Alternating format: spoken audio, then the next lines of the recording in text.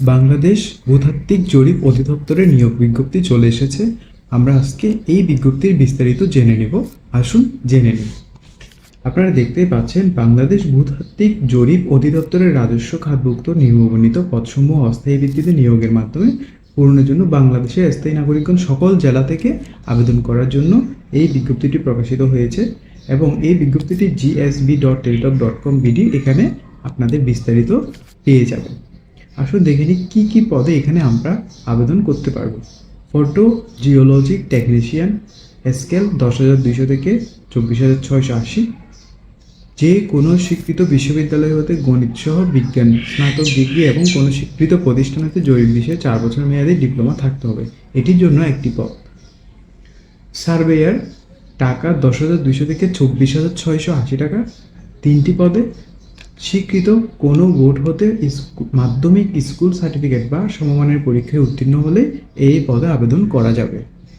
পরীক্ষাগার সহকারী, একটি পদে 10,200 থেকে 24,680 টাকা বেতনে স্বীকৃত কোনো বিশ্ববিদ্যালয় হইতে রাসায়নিক বিদ্যা ও পদার্থবিদ্যা স্নাতক ডিগ্রি থাকতে হবে। 60 মুদ্রাক্ষরিক কাম কম্পিউটার অপারেটর, 10,200 থেকে 24,680 টাকা।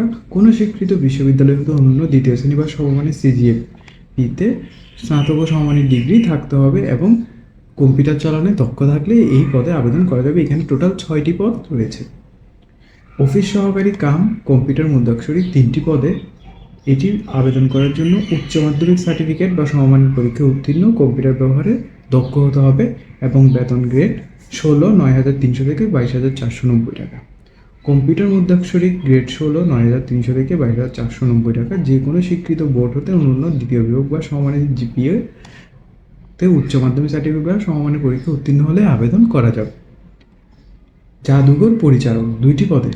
যে কোনো স্বীকৃত বোর্ড হইতে বিজ্ঞান বিভাগে উচ্চ মাধ্যমিক সার্টিফিকেট বা সমমানের পরীক্ষায় উত্তীর্ণ হলে এই পদে আবেদন করা যাবে। ড্রাইভার, 5টি পদে, 9,300 থেকে 22,490। জেএসসি পরীক্ষায় উত্তীর্ণ এবং ড্রাইভিং লাইসেন্স এবং গাড়ি চালানোয় অভিজ্ঞ হলে এই পদে আবেদন করতে পারবেন। ড্রিলিং অ্যাসিস্ট্যান্ট, 6টি পদে। উচ্চ মাধ্যমিক সার্টিফিকেট বা সমমানের পরীক্ষায় উত্তীর্ণ হলে আবেদন করা যাবে। এই বেতন হচ্ছে এই পদে 9,000 থেকে 21,800 টাকা।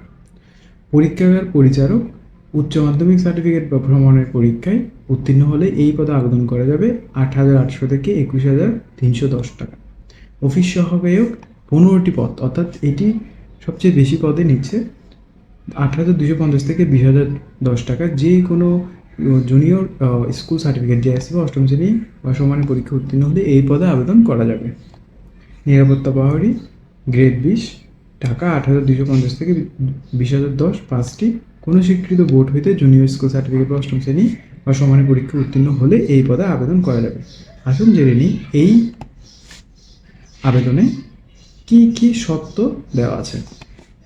প্রার্থীর বয়স অবশ্যই 18 থেকে 32 বছরের মধ্যে হতে হবে এবং 4, 5 ও 6 পদে বিভাগীয় প্রার্থীদের ক্ষেত্রে বয়স সীমা 40 পর্যন্ত শিথিলযোগ্য, অর্থাৎ 40 বছর পর্যন্ত এই 4, 5, 6 পদে আবেদন করা যাবে। আসুন দেখি 4, 5, 6 পদ যেগুলো আছে। 4 নম্বর হচ্ছে যে মুদ্রাক্ষরিক কাম কম্পিউটার অপারেটর, অফিস সহকারী কাম কম্পিউটার মুদ্রাক্ষরিক। এই পদগুলোতে 40 বছর পর্যন্ত আবেদন করা যাবে। মৌখিক পরীক্ষার সময় সকল শিক্ষাগত যোগ্যতার পরিচয়পত্র, কোটার দাবি সমর্থনে প্রার্থী সর্বশেষ নীতিমালা অনুযায়ী কর্তৃপক্ষ কর্তৃক প্রদত্ত সনদপত্র, প্রয়োজনীয় সকল সনদ সাথে নিয়ে আসতে হবে।